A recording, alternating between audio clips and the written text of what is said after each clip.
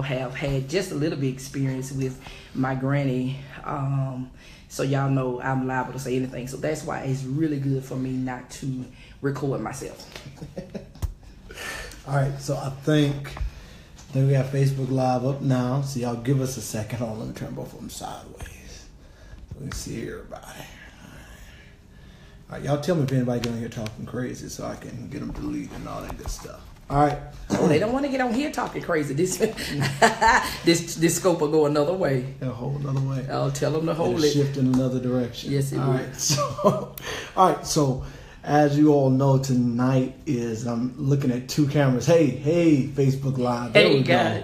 Here comes my Facebook crowd. All right, tonight is our 9th wedding anniversary, 9 years. Fanika has survived 9 years with me. No, it's more like you survived 9 years with me. Glory Amen. to God. Glory to God. Praise His name. Praise His name. So 9 years in, we wanted to come and just share with y'all, because many of y'all know I did the countdown. I try to do one every year of the things that are pretty significant or important to me as it pertains to my wife coming up on our anniversary. Looking like Pentecost. Yes, we do. Ain't it? I look holy. Glory to God. So we wanted to come and thank you, Shanika. We want to come and give y'all for us what are probably the 9 biggest lessons that we've learned in 9 years of marriage. Now, this isn't like a foolproof. It's not. Hey, my niece. It's not what everybody would deal with or go through. Everything's a little bit different for every relationship, but there are some things that are just kind of Sugar, you got to pull that close. Now, I'm older than you, and my eyes. You can't read. Well, you can't read and talk at the same time anyway. Now, that's show enough the truth. You need to just focus. Okay, but I'm nosy, so I want to see what the people are saying. I don't get on here that much. I think you need to just focus on what your speeches, because we know you just don't have the ability to multitask.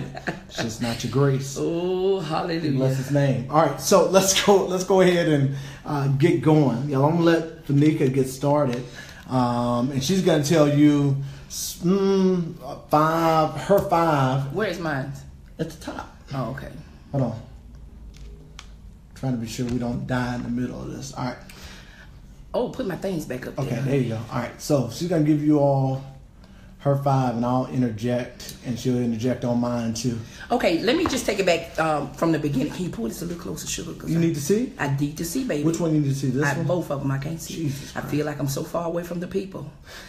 Can you get me closer to the people? I can't. They're right in your face. Oh, well, glory to His name. It is. All right, thank you. I'm so sorry I can't see you guys. The man of God got it so far away, and I just can't see. But I want to start off talking about types. And, women, we say, I want them tall. I want them chocolate. I want the physique this certain way. For some men, you say, I want them, small up here. What was the man name? 30. Come on, Shawty, 34, 20. Luke, is the man Luke? What's the little hip hop? 24, 36. 36, 24, 36. Hallelujah. I don't know them people, but I do know that song. That's the Big Butt song? Is it the same song? Okay, Shawty help me. She knows it. But anyhow, sometimes we go in and we Sir Mix a Lot. That's it. And we have these things that we say, this is what I want. When as it pertains to a mate, while we're in our singleness, we check that brother out and we say, this is my type, and we kind of get stuck there if he's not 6'4". I worked with a lady once, and in her office she had she put a Sharpie at the door, and she said if a brother walked in and he didn't hit that Sharpie mark that she had put for him, that she just wouldn't even give him the chance of the time of day. And I think, just to start off, that is one of the biggest mistakes, because for me, I know the man of God just wasn't my type.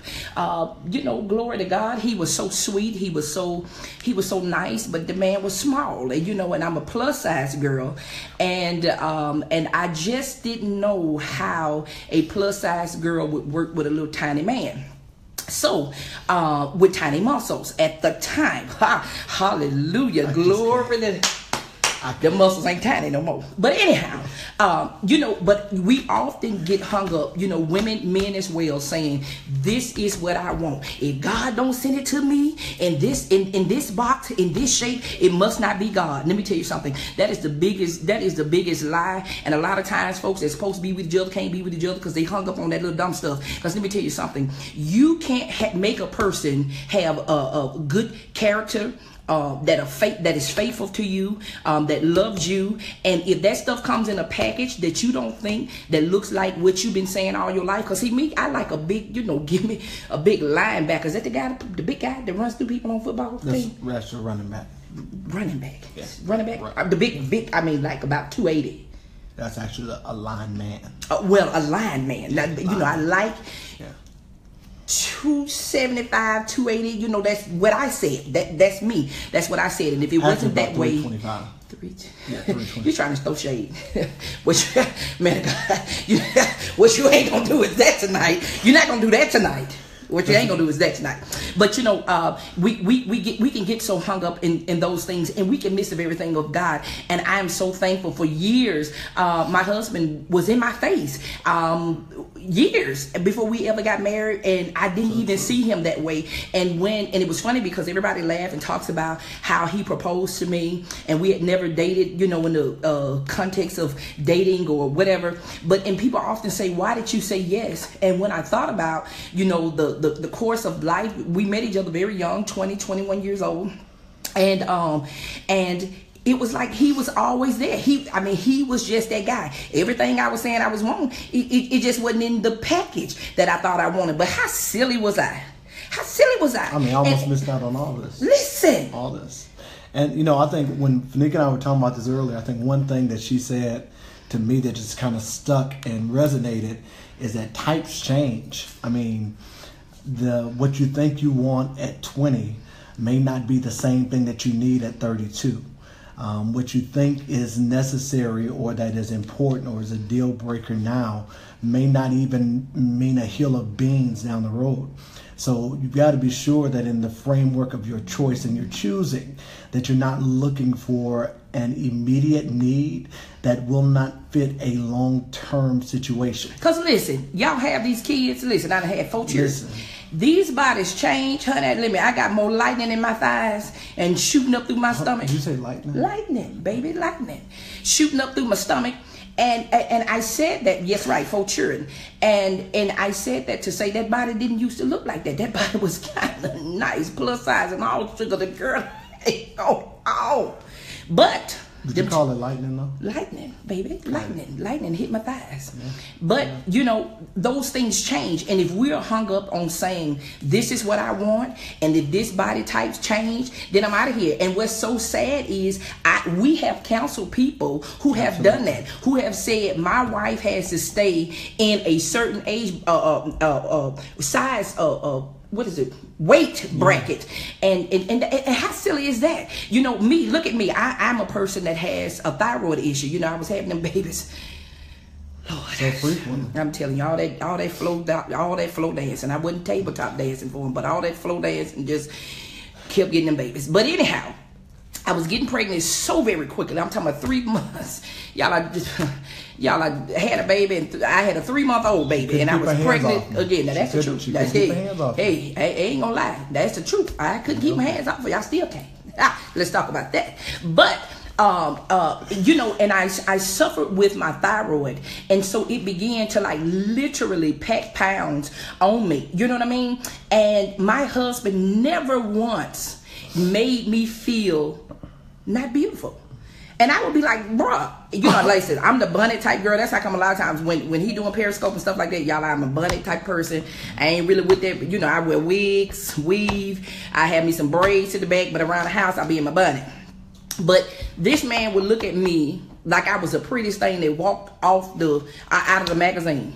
You know, even with the extra 50 pounds, I gained 50 pounds in about 4.5 months, y'all. That's a lot of weight. Now, what if he said, if you not this certain type or this size and you didn't stay in what I thought it was, this was a medical issue. It wasn't something that I could control. And he went on about his business. That stuff is silly. And, you know, and those are the type of things I would first like to say that we got to get out of that mess. As with body types. I'm trying to read what else I have. So is that number one? Are you closing a point? I don't know, sugar. You tell me. I'm new to this. You the one that hog-tied me and made me come. Hold on. So is that all we got? Is that all you got for types and how they change? Yes, I saw Limon said that how people say, you know, you look good but you're short. That's silly. You know that we overlook people because they're short. They got a little extra fluff. Let me tell y'all something. Ain't that like being with a big girl in the winter time? Let me tell you something. When they say thick thighs save lives, they don't just save lives. They keep you warm, sugar. Because listen, them covers can only do so much. Them covers can only do so much. Listen. So true. Yep, so true. All right, so that's it for number one. That's it for number one. What's the next one? The 50-50 myth. You know, So here's number two. Number two, okay. So, you know, people would say, I'm in a marriage. It's got to be 50-50. I'm going to put in 50. He going to put in 50. Let me tell you, my dear heart, it sounds good. It sounds real good. It sounds awesome. It sounds amazing until you started adding other little bodies in the mix. Now, when it's just you and your spouse, maybe so. Maybe you can do a little bit more 50-50. But let me tell you something. When he out working, or he, especially being married to a man in ministry, you know, people kill me saying, I want to be married to a pastor. And for why? Because you know what? You probably ain't even got the grace to do this, honey, because it's more than some shiny earrings and things like that. Listen, this man travels a lot, and you know what I have to do? I have to hold it down at the house 100%. Okay? 100%. So while we are going in saying that, you know, if he don't give this and I don't give that, that's silly. Because there will be times that this man takes care of things in the house, and he do that 100%. Honey, I ain't got half on that light bill. I ain't got nothing on that cable bill. I ain't got nothing on that nothing. But let me tell you something. I'm going to take care of that house. You know, now we find our roles and do those things. But just to say, if he don't do this, I'm not going to do this. And then, you know, we be silly. I'm not going to fix him no food because he didn't take my car to get an oil change. You know, listen, I'm not saying be trifling, you know, men, and I'm not saying be trifling women, but I'm saying that there's need to be a clear conversation had of what are your expectations for me. And I think what happens is we think we communicate to men our expectations, but we don't. And then when they don't do what we thought in our head, then we mad. Ooh, I'm so glad you said that. Can I use that like next month if I need it? What? Like y'all live in y'all's head. You live in yours. Y'all live in y'all's head. I mean, and just swear y'all have given us instruction and insight and thought. Oh, but men do it too, sugar. Listen. But y'all do it so much more. I mean, I get a whole litany of it. Y'all do it so much just more. because we can be a little bit more emotional than men. Absolutely.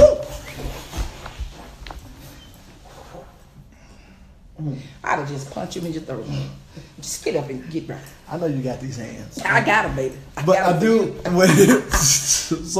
When we, like when she's talking about the 50-50 myth, I know, like, even on my end, when it comes to stuff with the house, with the girls, et cetera, very often it's nowhere close to 50-50. A lot of times it's 90-10.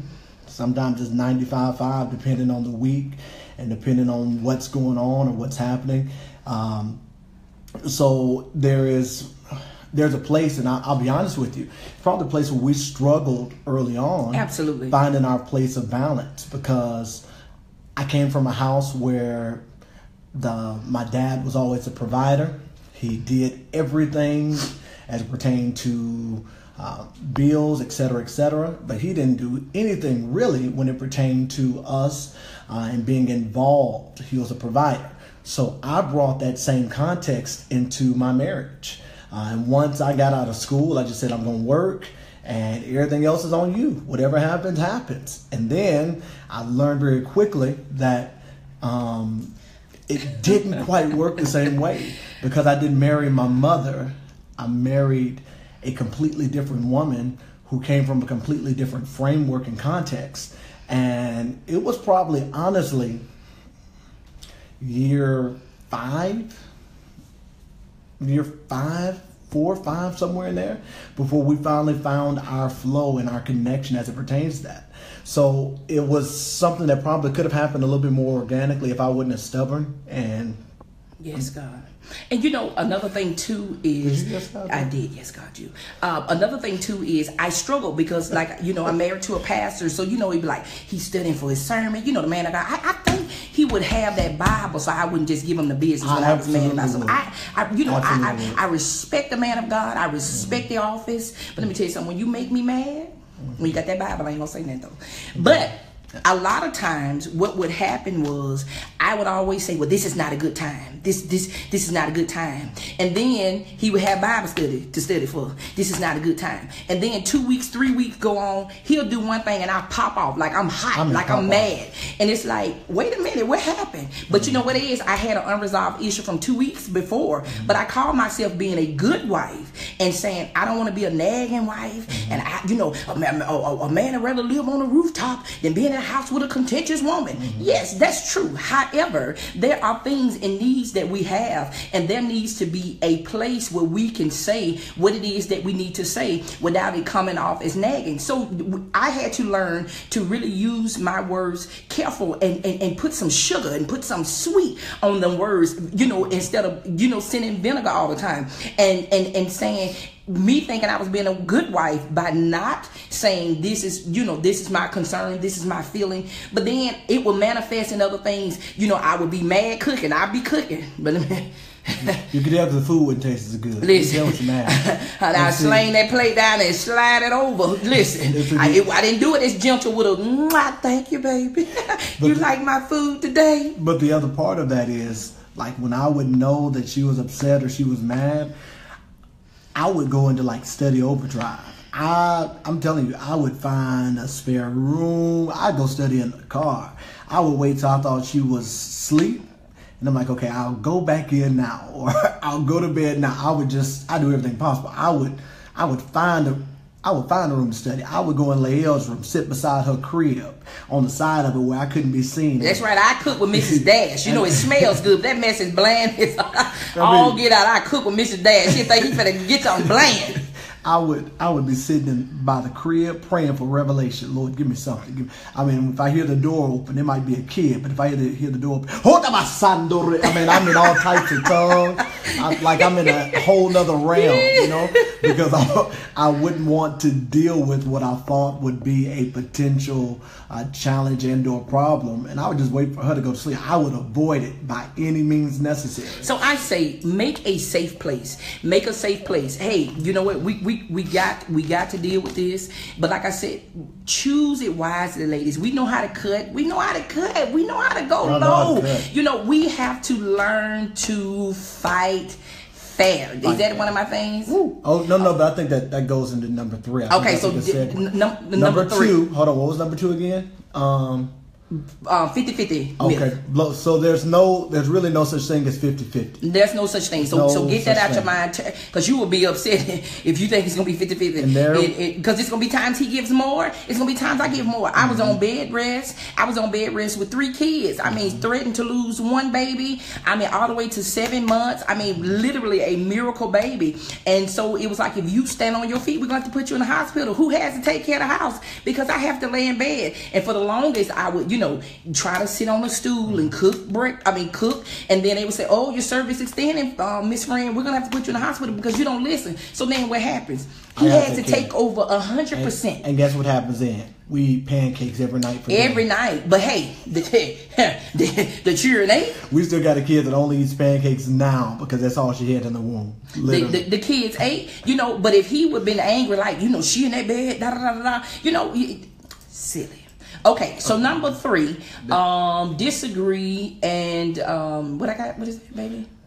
Invulnerability, not anger. Yes. So when I was my segue into that was fighting fair, just not fighting dirty, man. You know, instead of coming out in anger. And listen, if you know you can be a person with a little anger issue, you know you're a person that can go from 0 to 100 like Listen, sometimes it's best to walk away before you can talk about it. But you have to learn that in the other person. So he know when I'm mad, don't bro, it ain't good to come walk. Don't walk up on me. Now, I'll be honest with you. Fanika is one that when she gets mad, when she gets to the point where she's about to boil over. Get that off of there. Get that foolishness off of there. Oh, so sorry. Bless you.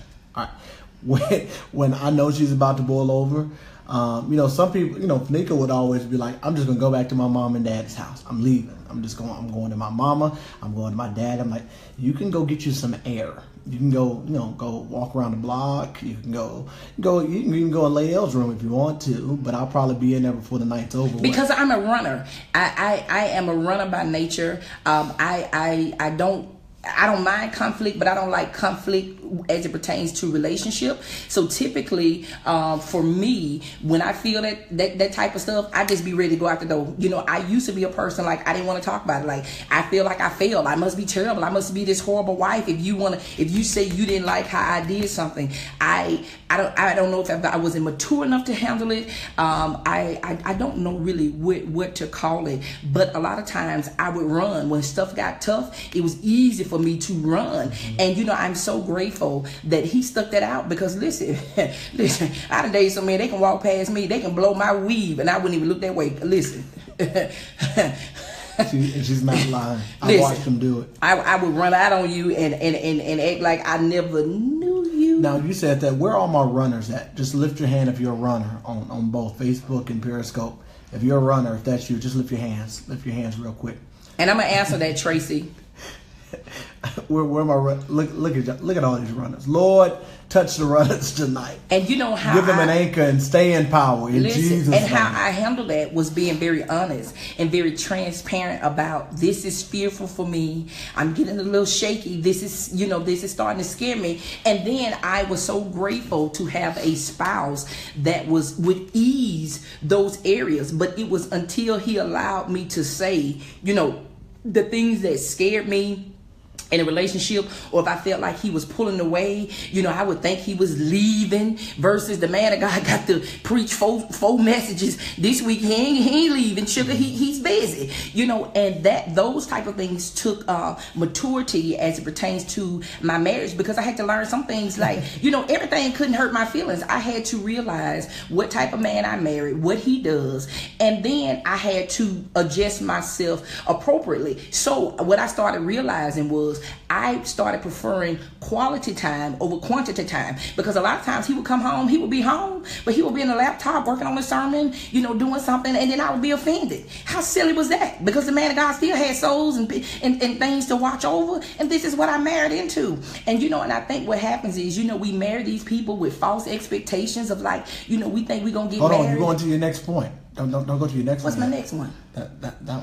Oh, okay. Let me go back. No, because I think that something valuable you're saying, and it's even helping me now, is because when Fanika and I have never been like, we're not the couple where when we get mad we cuss. No, we don't even want to do that now. I don't think I've ever cussed. You ain't never ever. You ain't never thrown. No, I don't know nothing. if I might have cussed at you, but you ain't never cussed at me. Yeah, you have quite a few times. Well, not that much. Just playing. But I have. You ain't gotta lie. I ain't gotta lie. Oh, I wasn't lying several times. Okay, absolutely. But you ain't never. You ain't never even said a cuss word in front of me. But that ain't my testimony.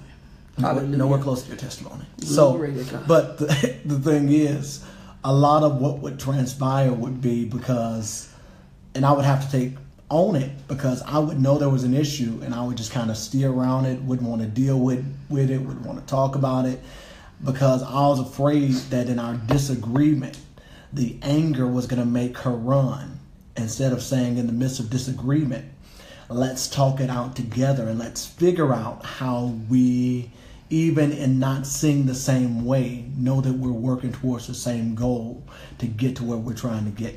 And so the tough part for me has been allowing myself to be vulnerable enough as a man to be able to disagree, and in the midst of disagreement to say that I got that one wrong, because what I've discovered is living with Fanika, 85% of the time she's probably on it. Like when I look over our 9 years and the things that we've actually had big blow-ups about, probably 85% of the time, she was pretty much on it. But he couldn't receive it because of the way I delivered it to him.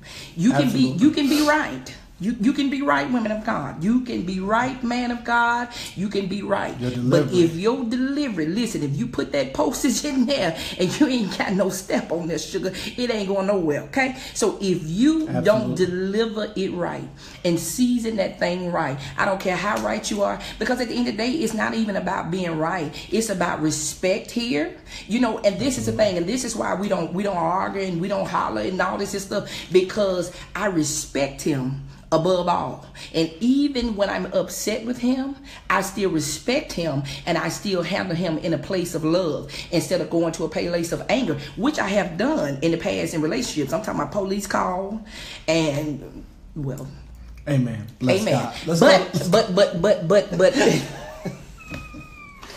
I'm crazy. So but you know, it's just the way we deliver it, you know, and then everybody can't be a hothead. Somebody have to say, you know what, I got to be the sensible one. That ain't your girl. Listen, she can scream and I ain't gonna really scream, you know. She can be mad. I'm gonna be mad and have an awful delivery, and I'm gonna be like, wow, I'm glad to know that's how you feel.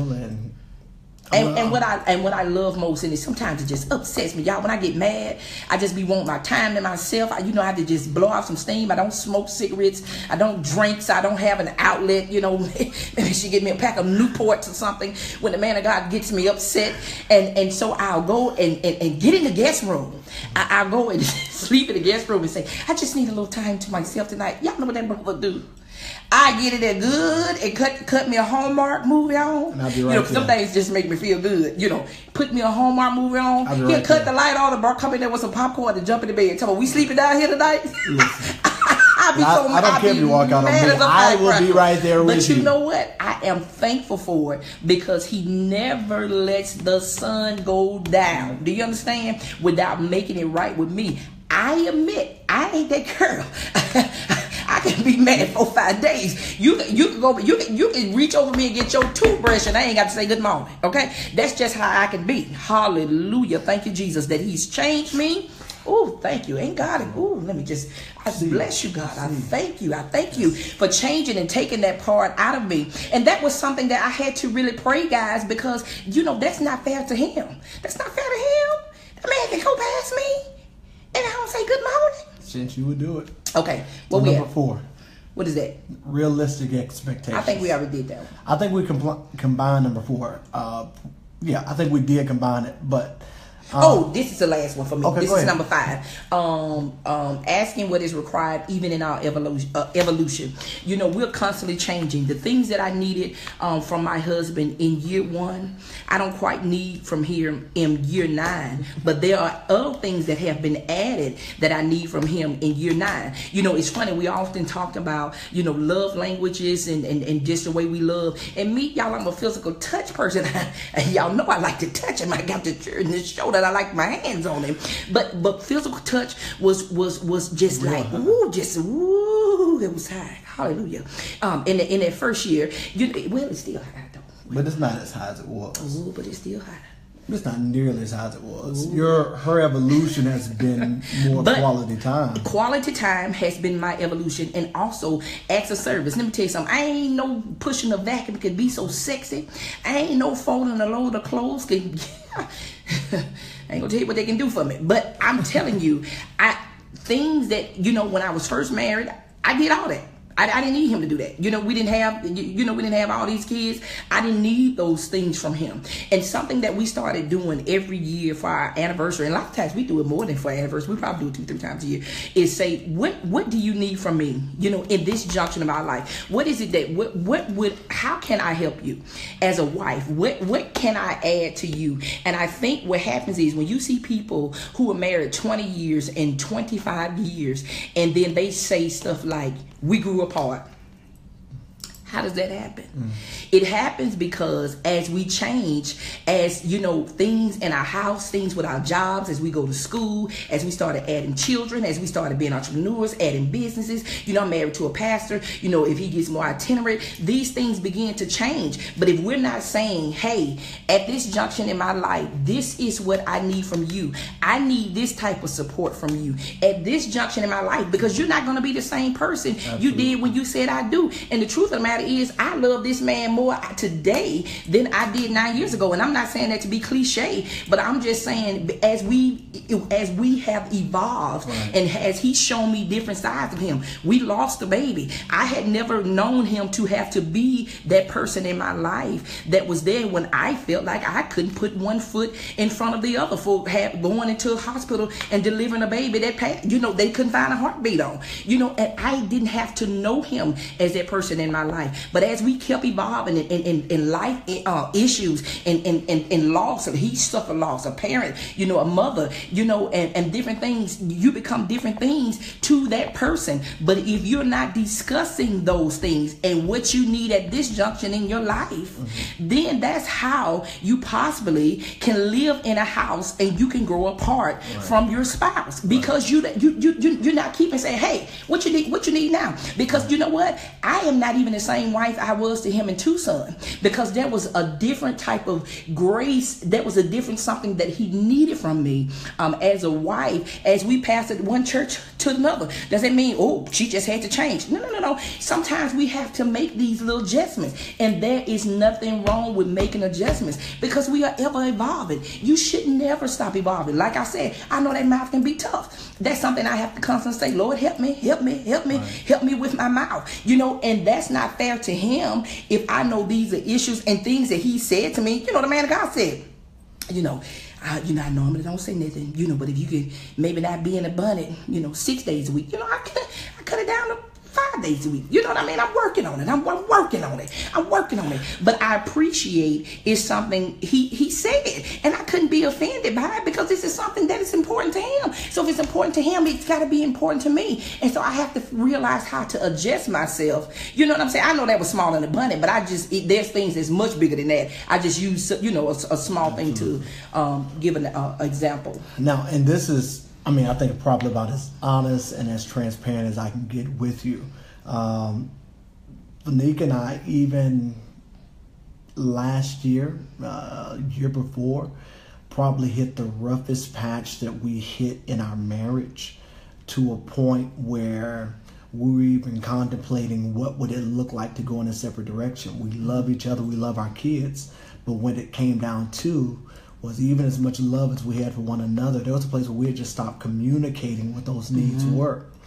And living in two different realms of expectation can do the most damage to can do more damage to a relationship than anything else you could ever say and or do. You're thinking one thing and wanting one thing, but not communicating it. Somebody else is thinking one thing and wanting one thing, but not communicating it.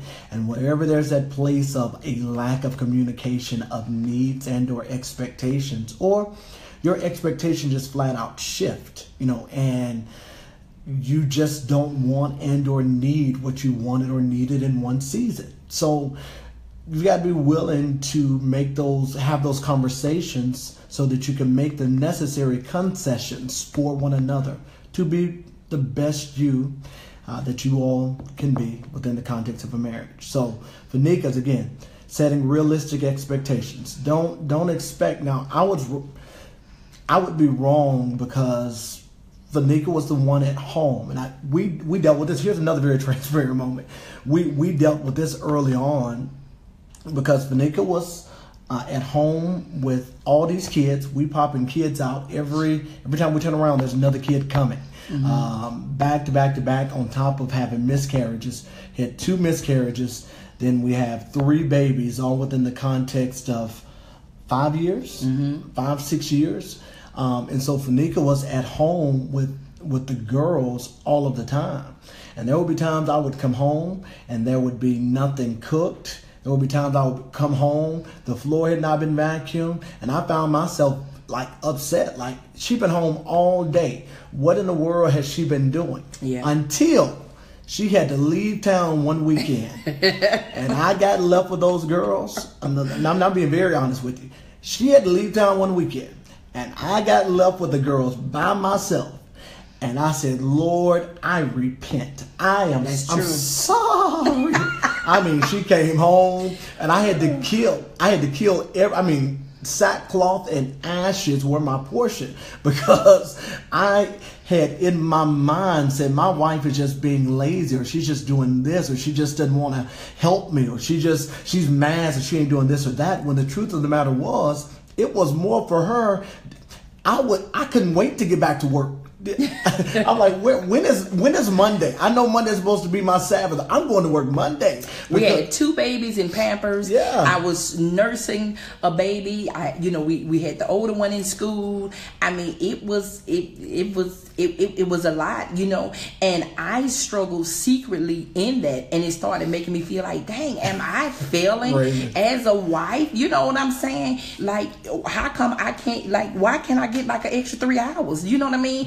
And it was like, rest when the child rests. They don't rest. And then I had 2 at home. Darnell, at one time I had 3 kids at home. This one sleep at this time. This one sleep at this time. You're chasing this one. And it was always something until I realized a system, and then he started going in to work late. So I can start cooking. I would have dinner cooked before 11 o'clock. You know what I mean? But I needed that help from him. I didn't know how to communicate that to him properly. And then he was feeling a certain way about me because because the communication had broke down. In there. And so that was something that we really fought, because ultimately I said I didn't grow up. My mother or my father were neither in my life. He had his parents, and it was something that I just did not want for my children. I had already had a baby out of wedlock. I had already had a child that I raised by myself for 3 years, and I just did not want that. And I said, you know what? I'm not going to even fight for my kids, because a lot of times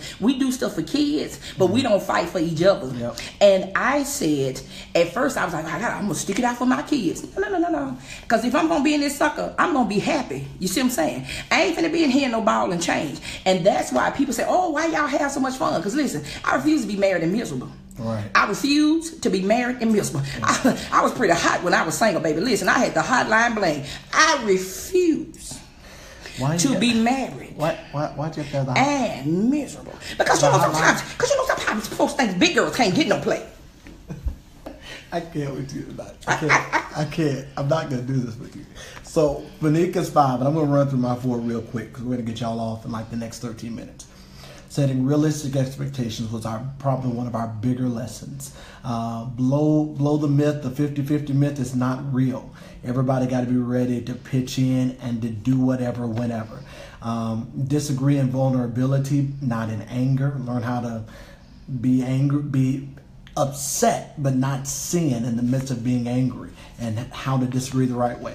Asking what is required as you evolve and you become better, and how your type may change based on just basic life changes. Here are my 4, and I'm going to go through 4, and that'll be 9 total. I think for me, the biggest lesson I've learned in marriage is love is what love does. And that has everything to do with priorities. Where I jacked up royally was being so work focused that I missed my family. And many of y'all have heard me tell this story, that we were in Tucson, my first year pastoring, being a senior pastor. I was working easily 60 hours a week, easily 60 hours. And I was so consumed with work that I forgot I had a whole family. 3 little people and a wife at home. And so I was working. Lost my chasing money. So I was working and thinking that I'm doing the right thing for my family, when in all actuality, I was losing my family doing what I considered to be a good thing.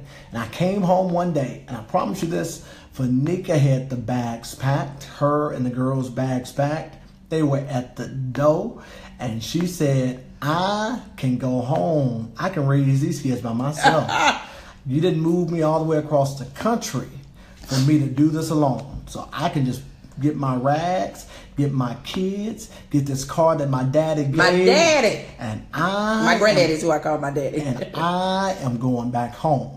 All right. So she said that, and it immediately made something shift in me, where it didn't happen overnight, but where I was intentional about making the changes. I was also intentional about selling her daddy's car. I sold that car.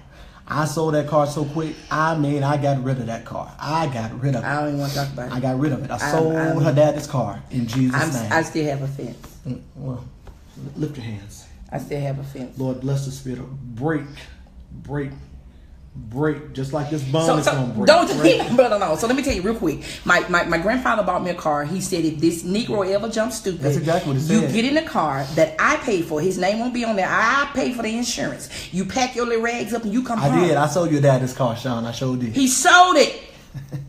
Yes, he did, Sean. He sold my daddy's car. It was a little Honda 2-door coupe. That little thing was cute. It was black with black tint, black interior. I'm still salty about that, y'all. I went I found somebody in Tucson that needed a car. In that low down, and then I would see that joker in my car. I would be wanting to just run up and just steal it. I would be looking for that tree. I said, when I joke in the store, I'm going to drive off in my car. Man, I got nobody authorized you to do that. I authorized myself. I'm a grown man. This is in my house.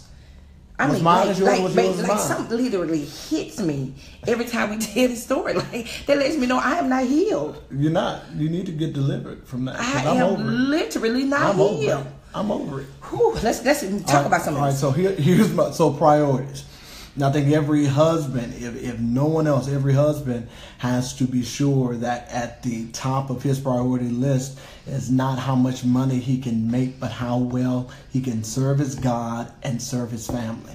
Everything else, I have watched it, especially in this season of my life, come full circle. God, Fanika, everything else then lines up the way it needs to be without one single let's talk about order. Married, I don't even know what this is, but you know, a lot of times women, we can say we're gonna put our children before our husband. That's wrong, sugar.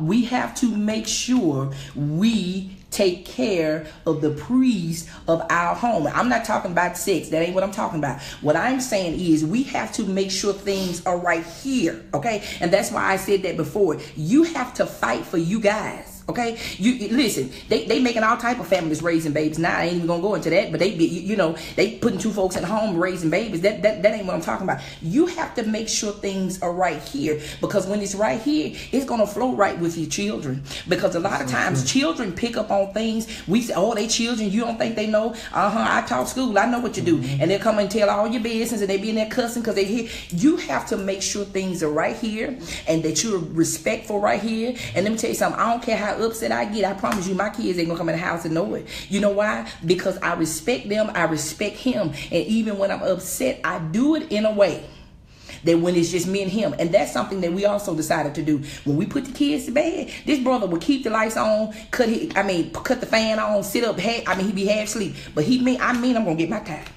She mean it, and she's gonna get it.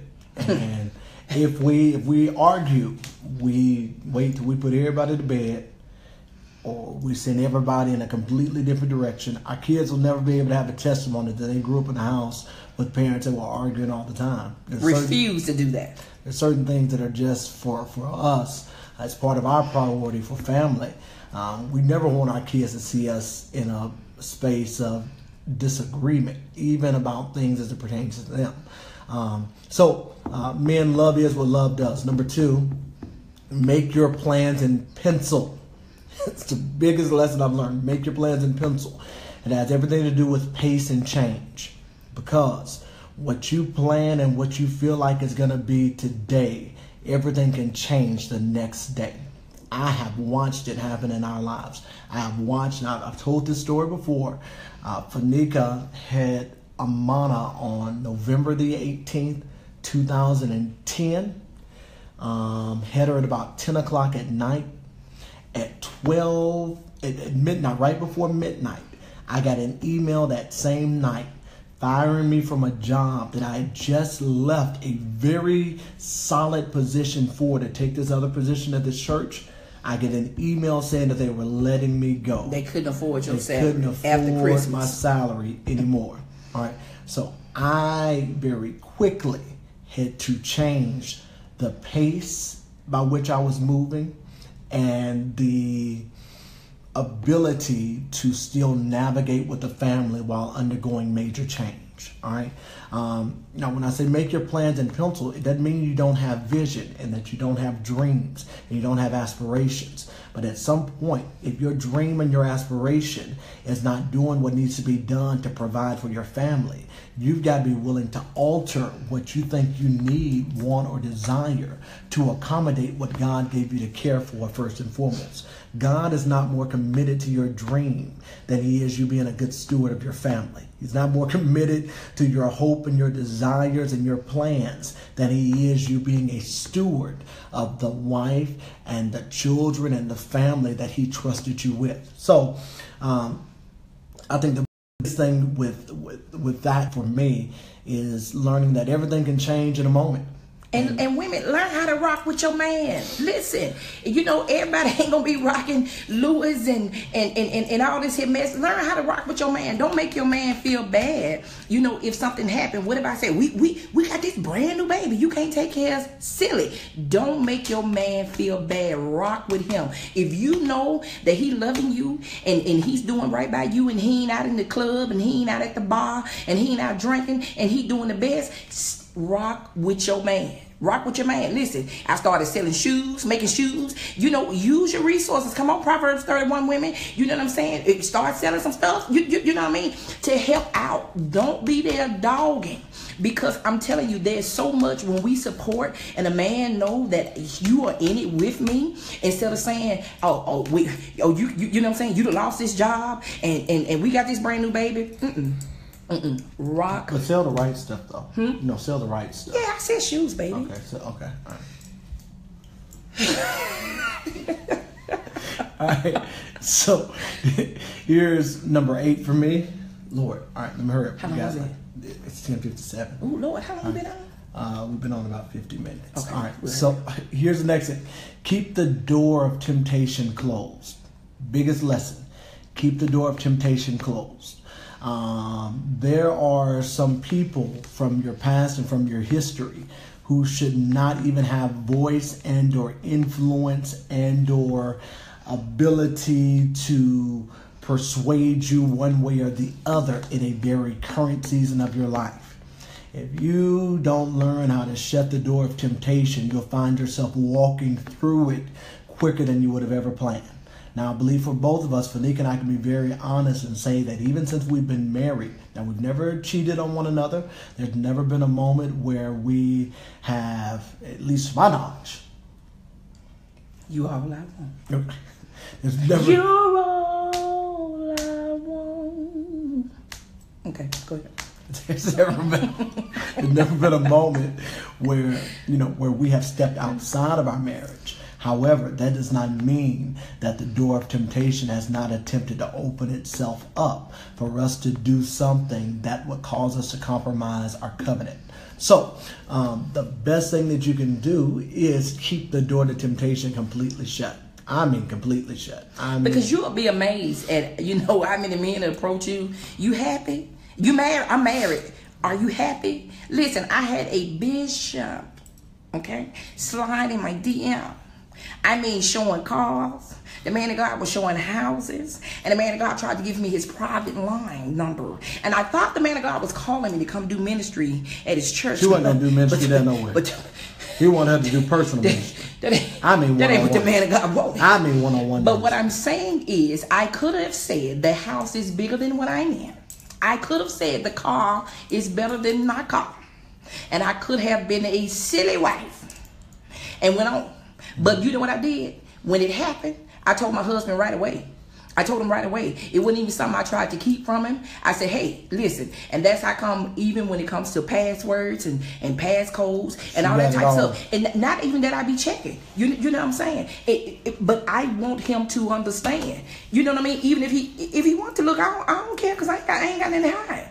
But I told him right away. Now, we had to, he slid back in the DM, hallelujah. Pastor did, but you never know. And I mean, women say it all the time, and it tickles me because I always feel like, oh, so y'all don't think, me, a woman that I guess look the way I look, or a plus size woman, would catch a man like this is. And so they always try to make me to be someone else besides his wife, his mother, his sister, anything. And that ain't even just the case with the lady in Walmart. I mean, it's been happening, especially since we first got married. When we first got married, it was really rough because the man of God was about $1.15, So, and so, but it's if you don't close those doors and if you're not honest when those things happen, because let me tell you something, you can get mad and you can be like, well, you know what? I'm getting attention over here. Don't even entertain that foolishness. That's why you have to cut that stuff off right now, because I promise you, these folks be talking about what happened with singles. You don't even want to know what happened with married people. Folks still slide in DMs. Folks still try to show you genitalias and Bathshebas and things like that. I mean, every time Pastor got on, one girl, hey, hi, good morning. Sugar, I'm going to reply to you, good morning, sugar.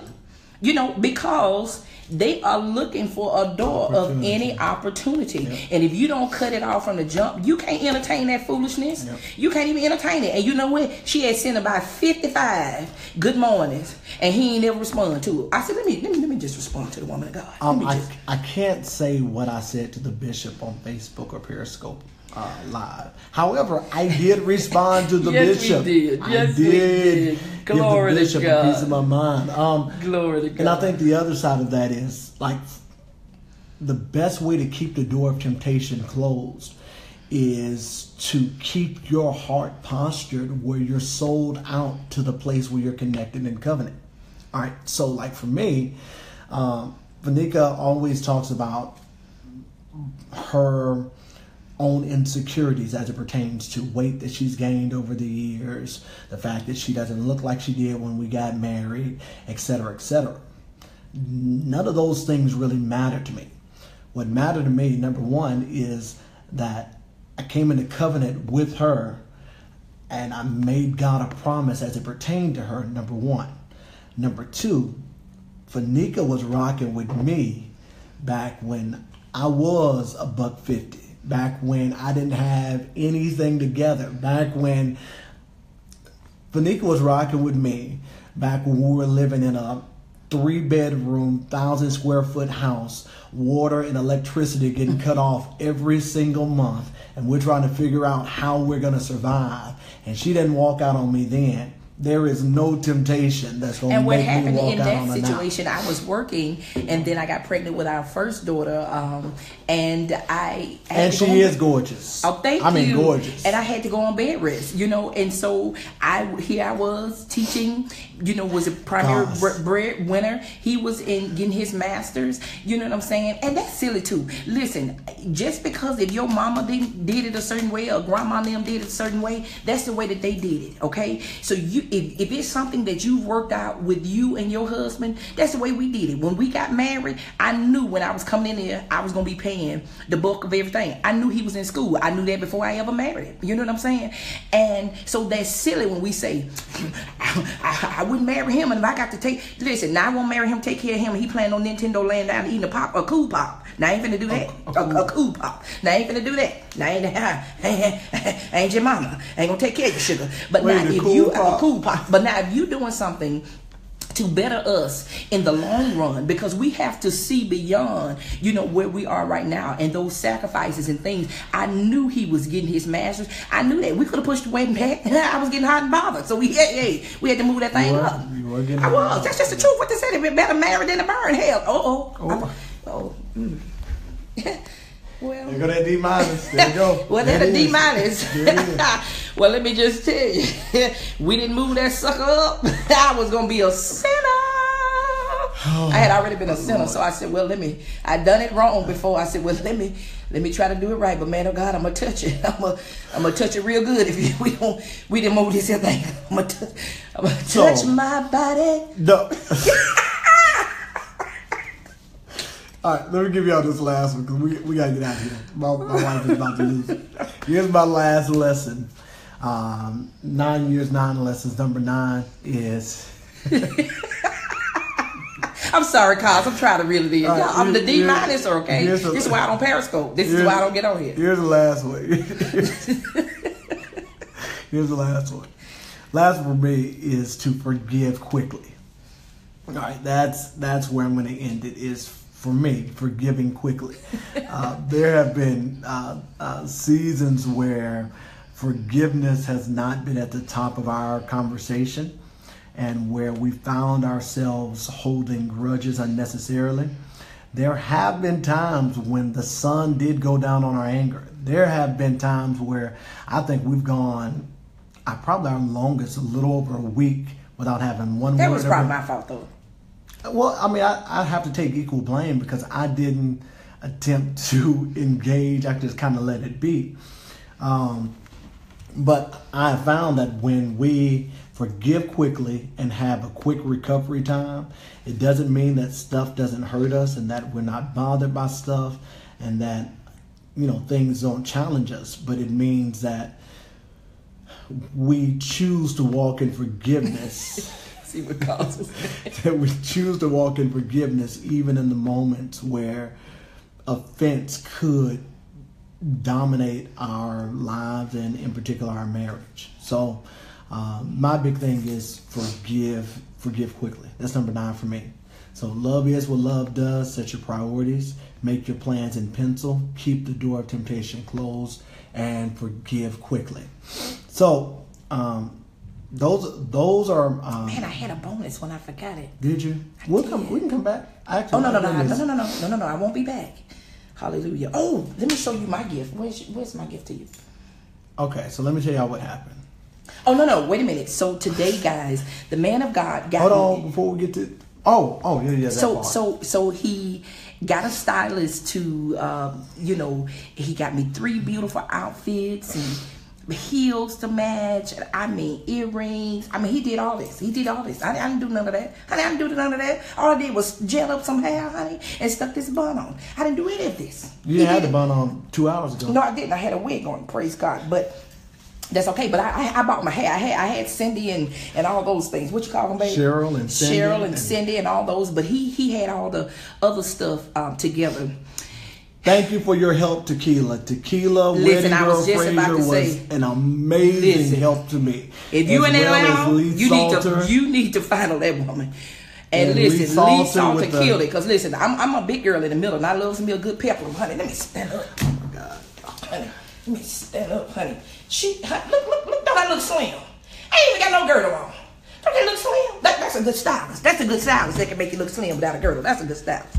Y'all need to follow her. Lee Salter is her name on IG. She made me look slim without a girdle. Hallelujah. So that's a good thing. So the man of God decided that he was going to take me on a helicopter ride. So he knows I always wanted to do a carriage ride. So he said when we get downstairs, he didn't tell me all day. So we got these little tattoos. I don't know if you can see them. So we got us some ghetto tats. We thugging right there. So we went. I didn't know we was going to get tattoos, but we thugged it out. We did it. And then I said, he said when we get downstairs, you're gonna know what it is. I'm looking out the window, looking for this horse and carriage. Y'all, some man come down with a wrinkled suit. And he takes us, the man's suit was wrinkled. It was wrinkled. It's all right, though. It's okay. It was wrinkled. But he come down in a wrinkled suit, and he put us on this elevator, and we go up, and he needed an extra card. And we went up to like 26th floor, and then I saw the PH was the penthouse, and then I saw a helicopter. And I said, surely this ain't what the man of God's doing. Y'all, we get out there. Now, I'm in some heels, okay? I'm talking some heels. Honey, I had on the pants. So go check the pictures out on Instagram. Honey, the man of God had me killed. Y'all, we get out there. So since I thought we was taking a horse and carriage ride, I didn't really tack my wig down because I knew I was going to do a hair change. So, I didn't want to be fooling with that. Y'all, I get up there. I hear going some boom, boom, boom, boom, boom, boom, boom, boom. And I'm saying, what is going on? Y'all, I started going up there. Now, it was like, I don't even want to tell you what the stairs look like, but I thought my heels was going to get stuck in there, so I'm walking on my tiptoes. Y'all, by the time I hit flight step number 3, tears is rolling, but I'm trying to be a big girl. I'm trying to be a big girl. I'm trying to, because I know the man of God and paid his little coins for it, and I don't want to punk out. I don't want to be no punk. So, I go on to the top. Y'all, I get to the 4 steps to the top. I look down and see Atlanta up under me. And I go to hollering, Y'all, I'm crying like a newborn baby, spanked by the doctor. And so when I get up there, there's a girl that's standing up at the top of the thing. I just grab her hand. She said, "You okay, ma'am? Do I look okay?" Y'all, it's a picture on. I had to hold my wig. I thought my wig was gonna be on 285. I said, "Now I asked you before we left, was this an outside event?" I said, "Some of it a See, bowl." one year he tried to take me parasailing. I only had one set of hair. I only took some hair like this here. I didn't take a wig, so I couldn't even parasail because they couldn't guarantee me when I went to the counter. Was it because I did not ask him? Did not I ask the man of God? He said, "Ma'am," he didn't even know what to do when I asked him. But the man of God couldn't tell me to keep my hair. We built a wig proof. So we get on this here helicopter. And everything in me wanted to holler, "Just take me back. Please don't take off. Please don't take off." Y'all, I was shaking. I was crying. I was like a crackhead in withdrawal. I was shaking and sweating like I needed a hit, okay? And listen, we did that, came back down, and went to dinner. Now, I am not I'm just a country girl. I'm just simple. I said, don't do nothing for the anniversary. Last year we went to Vegas, but we took our children with us. I ain't like that. You ain't got to do all that for me. And so I kept saying, we not doing nothing, right? We not doing nothing, right? He said, "Oh, no, baby, we not doing nothing." I said, "Okay, because I ain't got you nothing, okay? So you ain't going to make me feel bad. You ain't going to take, because the man of God gave me a little allowance. He was stingy this week with his allowance. So he sure enough wasn't going to get no gift from me. Yeah, I mean, he shorted me about $80 this week for my allowance. So the man of God wasn't going to get it. Yeah, you shorted me about $80. I know at least 60. Mm-hmm. Oh, yeah. And then I paid for your tattoo today. So that was good. Hallelujah. And so, the man of God did all that. Y'all, I felt like a sack of potatoes. I said, this man done did all this here, and I only got the man of God one little gift. Where your gift at? Okay, so this is... Where the gift at? It's not over there. Listen, let me explain my part. Okay, so here's what happened, guys. A few weeks ago, what happened was, Lael lost my wedding ring. Lael lost my wedding ring. All right. You always put stuff on my baby. That's so stops with me. Just say one of the kids. Lael lost my wedding ring. Just say one of the kids. Don't say my baby, though. Lael lost my wedding ring. And it was gone for about 7 weeks before I finally said something. Just say one of my kids. Don't say Layla. Layla lost my wedding ring. I get so about the baby. But let me tell you all this, and I'll make it all make sense, and then I'm gonna show y'all the little ring that she bought me.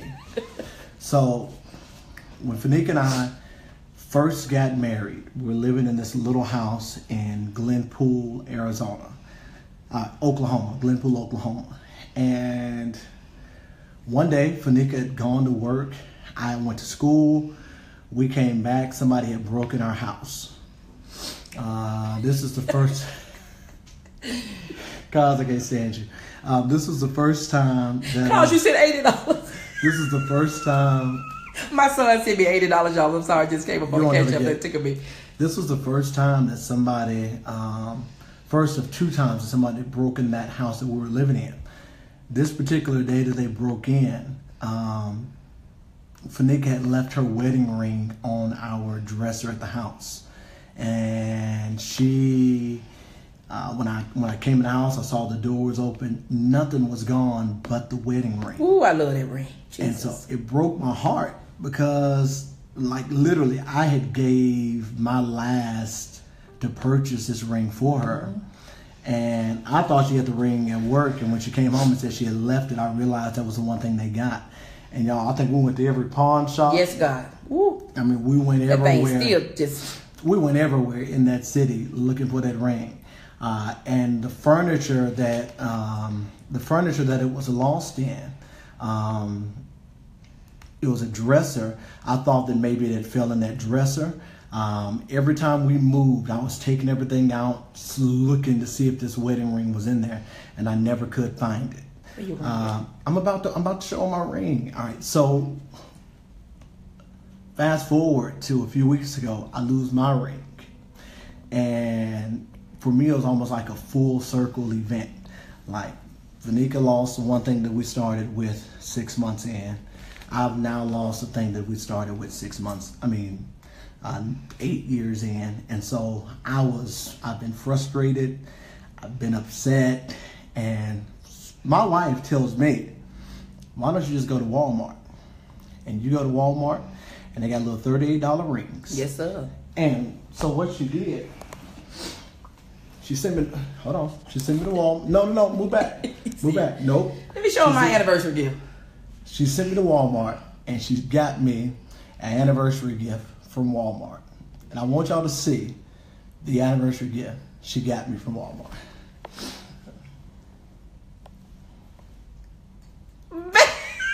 This is not what I...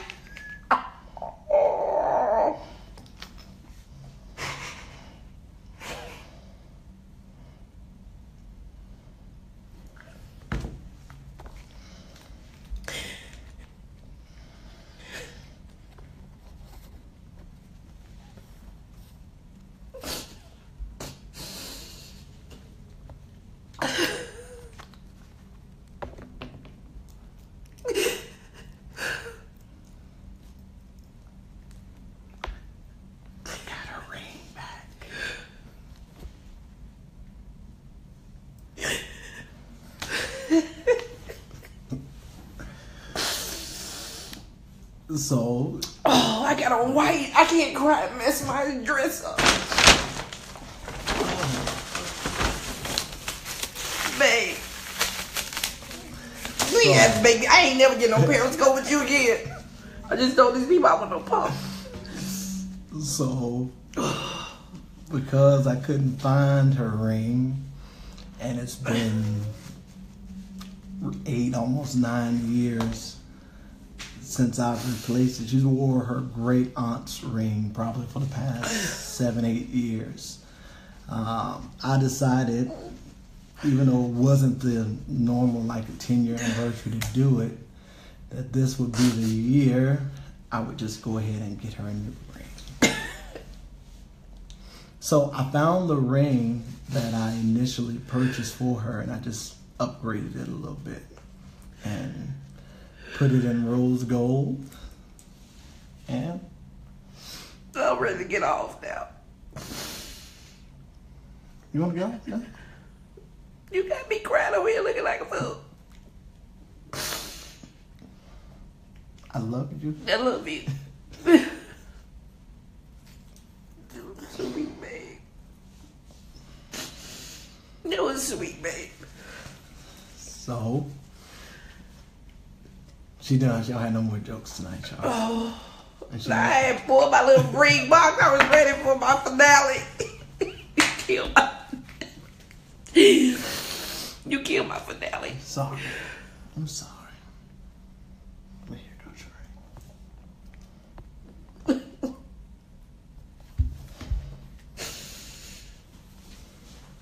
Oh, good. So, Lordy. all right. So now I feel bad about the Walmart ring. Show him your big ring. I got you. I left it in the car. I actually left it in the car. That's all I got. Oh. She's with me forever. All right. So, You just got me up here just looking like a sack of potatoes. Wet ones. that's been your testimony all day. So, bless the Lord.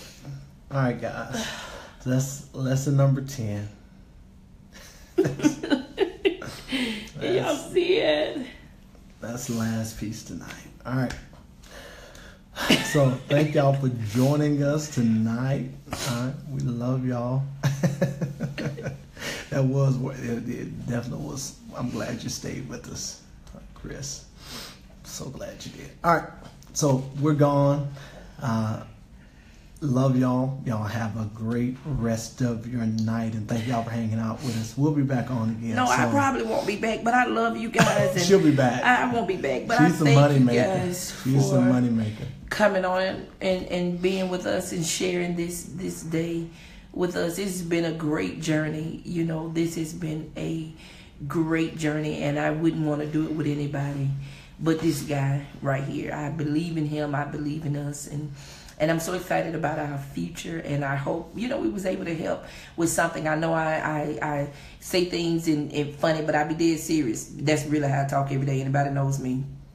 I ain't doing it for Facebook or Periscope. This is really how I am in real life. But I hope something we said helps you guys, and we love you all so very much. Babe, you killed this year. Like, you better be glad I'm fixed. Good night, y'all. Love y'all so much. We will see y'all soon. Love y'all.